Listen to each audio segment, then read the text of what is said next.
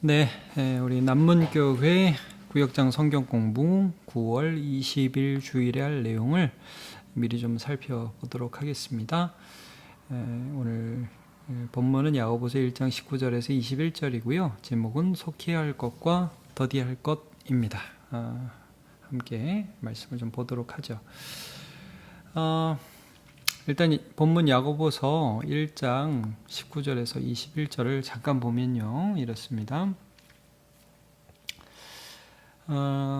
여기 본문을 제가 밑에 따로 적어놨는데 제가 읽어볼게요. 21절까지입니다. 22절까지만 했는데 21절까지요. 내 사랑하는 형제들아, 너희가 알지니 사람마다 듣기는 속히하고 말하기는 더디하며 성내기도 더디하라. 사람이 성내는 것이 하나님의 의를 이루지 못함이라. 이 말씀 중에 특히 속히라는 거, 그다음 더디라는 말이 두 번 나오죠. 이 부분에 대해서 좀 살펴보도록 하겠습니다. 이제 우리가 이제 서론에서 제가 문제를 이렇게 냈는데 자신 타고난 성품 한번 얘기해 봅시다. 그래서 외향적, 내향적, 적극적, 소극적 등등. 왜냐하면 이제 이 문제를 낸 이유는 우리가 성품에 대해서 뭐랄까 좀 각각 다 다르잖아요. 근데 타고난 성품은 각각 다른데 사실 요 말씀으로만 하면 타고난 게 말수가 적어. 그리고 어떤 사람은 타고난 게 말수가 말이 많아. 그러면 이제 그거를 말하는 거냐? 이제 그런 게 아니라는 거죠. 내가 타고난 건 이런 건데 정말 예수를 믿고 나서 나의 말의 패턴이 어떻게 바뀌었고 행동의 패턴이 어떻게 바뀌었는지 그거를 좀 살펴보고 또 여기서 좀 더디하라는 건 어떤 의미인지 또 좀 속히하라는 건 어떤 의미인지 이런 것들을 좀 함께 살펴봤으면 좋겠습니다. 자, 여기 1번 이제 먼저 이제 들어가면서 나눔을 이렇게 해주시고, 자, 말씀과 나눔해서 하나님의 의를 이루는 것은 열매 맺는 삶, 빛과 소금으로 살며 하나님을 나타내는 삶입니다. 왜냐하면 20절에 이런 말씀이 있었잖아요. 사람이 성내는 것이 하나님의 의를 이루지 못한다.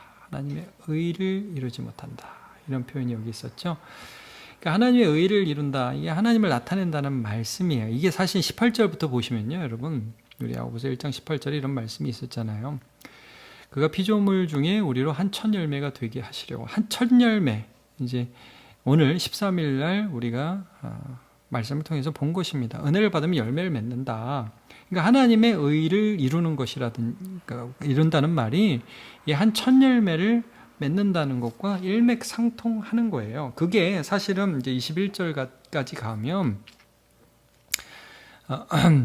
21절이 아니라 20절에 우리가 사람이 성내는 것은 하나님의 의를 이루지 못한다. 하나님의 의를 이룬다. 이게 같은 말이라는 거죠.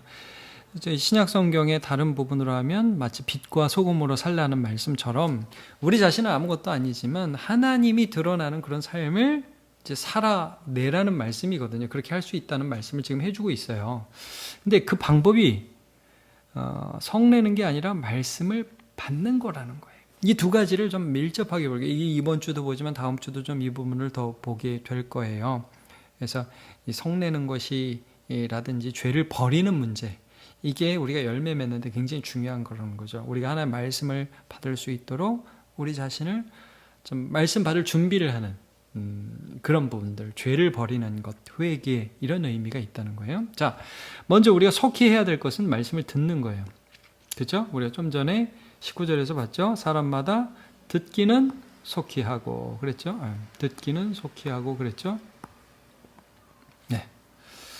자, 듣기는 속히 해라. 평소에 잘 들어라. 그런 말씀이라기보다는 문맥을 쭉 볼 때에 이건 하나님 말씀을 속히 들으라는 말씀이에요. 왜 그러냐면 여러분 19절에도 19절에는 조금 전에 읽은 것이고 21절에도 우리가 좀 전에 21절을 보시면 너희 영혼을 능히 구원할 바 마음에 심겨진 말씀을 온유함으로 받으라 그러죠. 이게 다 일맥상통하는. 18절에는 뭐라고 그랬어요? 18절에는 그가 피조물 중에 우리로 한 천 열매가 되게 하시려고 자기의 뜻을 따라 진리의 말씀으로 우리를 낳으셨다. 그러니까 이거예요. 이 하나님의 말씀을 우리가 받아야 열매를 맺는데 그 말씀에 최우선순위를 두느냐? 내 삶이 이걸 지금 말씀하고 있는 거예요.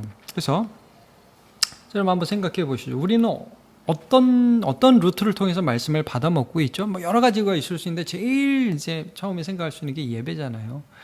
또 개인 묵상이 되고, 여기는 없지만 도서, 내가 최근에 읽은 책이라든지 또 누구의 말, 뭐 어떤 경우는 뭐 구역 모임이라든지 믿음의 교제를 하는 경우, 이런 경우가 있을 수 있는 거예요. 그러니까 한번 이걸 나누어 보면서 구역원들과 좋은 어떤 말씀을 나눌 수 있는 그런 방법들을 더 격려할 수 있으면 좋겠죠.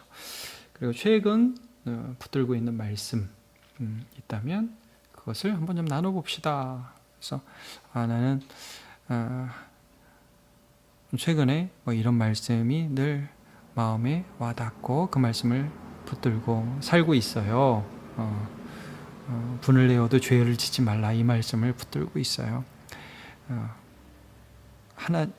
너희가 그 은혜에 의하여 믿음으로 말미암아 구원을 받았으니 이것이 너희에게서 난 것이요 하나님의 선물이라. 행위에서 난 것이니 누구든지 자랑치 못하게 하려 함이라.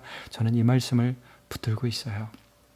최근 성경을 보면서 핑계하지 말아야지, 사람이 시험 받을 때 내가 하나님께 시험 받는다 하지 말지니, 저는 이 말씀을 붙들고 있어요. 각각 다르니까 그 말씀을 한번 나누어 보면 좋을 것 같아요. 자, 그 다음에 우리가 더디해야 될 거,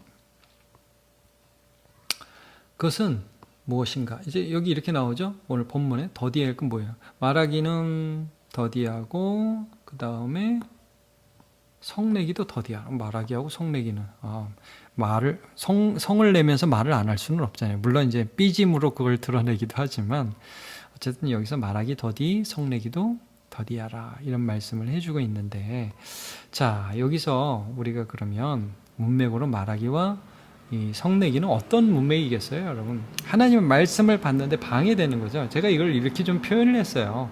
이것이 모든 다 말하기, 성내기를 커버할 수는 없지만 하나님의 말씀이 내게 들어오는데 어떤 장애가 되는 거, 이제 첫 번째는 이제 변명과 분내는 거, 이런 거 있죠. 그래서 좀 더디해야 할 것은 다른 사람들의 말들을 이제 우리는 받지 않기 위해서는 뭐래요? 말대로 왜 내가 나만 잘못했는데 뭐 그게 문제인데요? 예를 들면 대표적인 게, 여러분 창세기 4장에 보면 가인의예요. 여러분 창세기 4장에 보면 가인이 아벨을 미워해서 쳐 죽이는 사건이 있잖아요. 그때 먼저 하나님이 가인과 그의 제물은 받지만 아벨과 그의 제물은 받지만 가인과 그의 제물은 받지 않으시죠. 그때에 가인이 승질을 냈다고 얼굴이 시뻘개져 가지고 하나님한테 무언으로 막 시위했거든요. 그때에 하나님이 가인에게, 야, 너 왜 이렇게 승질내냐? 안색이 왜 변하느냐? 네가 왜 선을 행하면 왜 낯을 들지 못하느냐고 책망적으로 말씀을 하세요. 근데 그때 가인이 그 완고함을 버리지를 않죠. 승질을 내요. 승질을. 여기 보면 말씀을 받아야 될 때 성질을 낸단 말이에요. 우리는 성질까지는 안 내나요? 어떤가요? 우리는 하나님을 향하여 삐지지 않나요? 그 말씀에 반항하지 않나요? 여러분 히브리서에도 보면 너희 마음을 완고하게 하지 마라 라는 말씀이 나오죠. 이거예요. 그 다음에 진짜 죽였어. 그래가지고 하나님이 되게 좀 가인을 배려하면서 찾아가시죠. 쳐 죽인 다음에, 야, 네 아우 어디 있냐? 하나님 아시죠. 아우를 죽인 걸 아시죠. 근데 여기서 말대답을 한단 말이에요. 내가 아우 지키는 자입니까? 여러분 말씀에 대한 부정과 합리화, 그리고 자존심을 지키려는 분노, 이런 것은 옳지 않다는 것이죠. 여러분 이 말씀이 물론 모든 변명이 다 나쁘다라든지 필요한 자기 변호는 없다라든지 그런 걸 말씀하는 건 아니에요. 우리가 상황도 설명해도 대화도 해야 되니까 그런 게 필요할 때도 있어요. 그러나 하나님의 정직한 말씀, 하나님의 공의로운 말씀 앞에 우리가 핑계대고 또 분내고 변명하고 그런 합리화에 우리가 빠질 수 있는 위험도 늘 있다는 거예요. 그래서 적당히 나를 합리화하거나 혹은 말씀 앞에 분노하면 말씀을 밀쳐낸 적은 없는지 한번 생각해 보는 거죠. 다음 중 4경우가 있다면 골라봅시다. 그래서 이 정도는 다 짓는 죄예요. 나만 하는 거 아니에요. 말대답이 말대답. 내가 했으면서도 제가 아는데요. 아까 제가 이제 구역장 모임할 때도 말씀드렸는데 요즘에 특별히 이슈되는 게 뭐예요? 지나가다가 막 사람들한테 침 뱉고 어떤 사람한테 때리고 이유 없이, 그리고 나중에 경찰한테 잡히면 뭐라고? 그때 술을 마셔서 기억이 안 납니다. 이런 거 있죠. 잘못했습니다. 그래야 하는데 이런 것들이에요. 어쩔 수 없었다고요? 그럴 의도는 아니었어요. 의도가 나쁘지 않았으니까 행동은 좀 봐줘야 되는 거 아니에요? 자, 이게 아주 자기 변호죠. 그 당하는 입장에서 이게 말이 됩니까? 나도 나쁘지만 저 사람은 더 나빠요. 자, 이런 류의 변명들을 우리가 하고 또 분을 내고 합리화할 수 있다는 것이죠.